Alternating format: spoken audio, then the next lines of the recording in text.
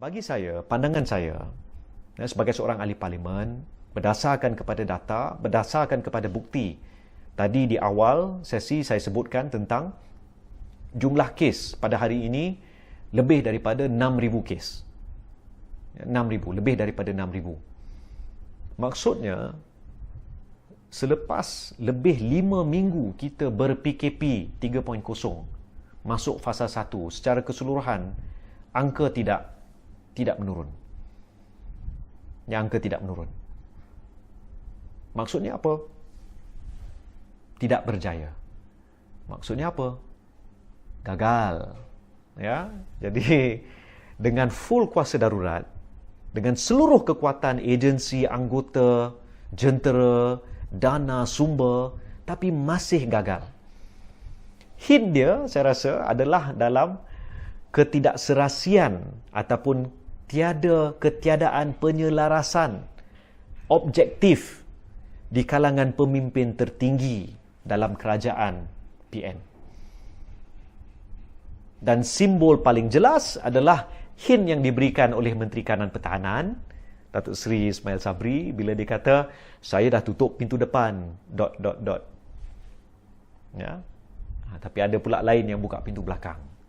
Akhirnya, kita nampak apa yang berlaku hari ini, jumlah jangkitan yang masih tinggi, tak lain tak bukan dibawa balik oleh mereka yang bekerja di kilang-kilang, di tempat-tempat kerja yang telah diluluskan oleh tak lain dan tak bukan MITI.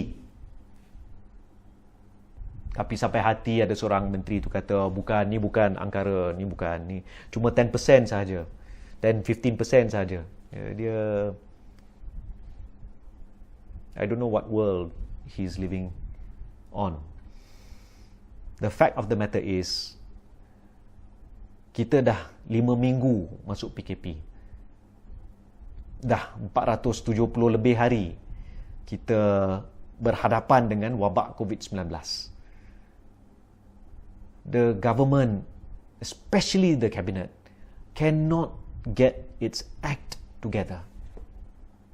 Gagal segagal-gagalnya. Sampaikan, bagi saya lah, mungkin ya, kalau saya mentadbir, katalah ya, kalau saya sebahagian daripada pentadbiran, full lockdown pada 1 Jun. Full, almost total lockdown pada 1 Jun. Itu akan mengelakkan jumlah jangkitan yang tinggi. Masa yang sama, maximum vaccination.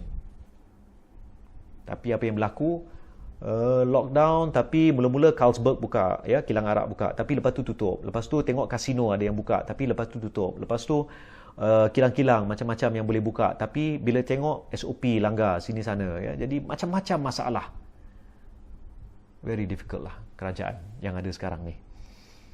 Itulah mungkin sebabnya kenapa semalam begitu ramai warganet yang telah mengibarkan bendera hitam, memakai tanda pagar lawan ataupun tanda pagar bendera hitam ataupun tanda pagar kerajaan gagal, kerana mereka telah merasakan begitu penat, negara tenat, rakyat penat,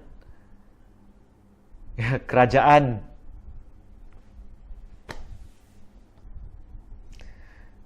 saya sedih ya dengan perkembangan ini.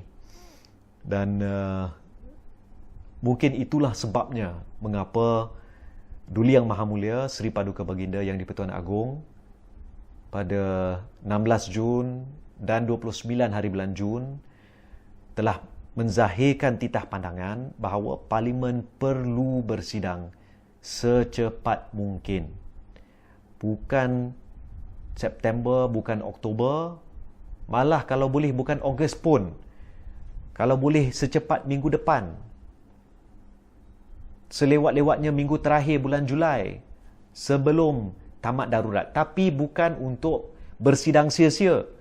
Bukan untuk meluluskan peraturan mesyuarat itu, ini, untuk membolehkan hybrid. Bukan. Titah tuanku yang terkandung dalam kenyataan media Istana Negara pada 29 hari bulan Jun adalah kita perlu, ahli-ahli parlimen perlu membahaskan proklamasi darurat, ordinan-ordinan darurat, pelan pemulihan negara, langkah-langkah untuk mengatasi COVID-19 serta penyelesaian kepada masalah yang dihadapi oleh rakyat.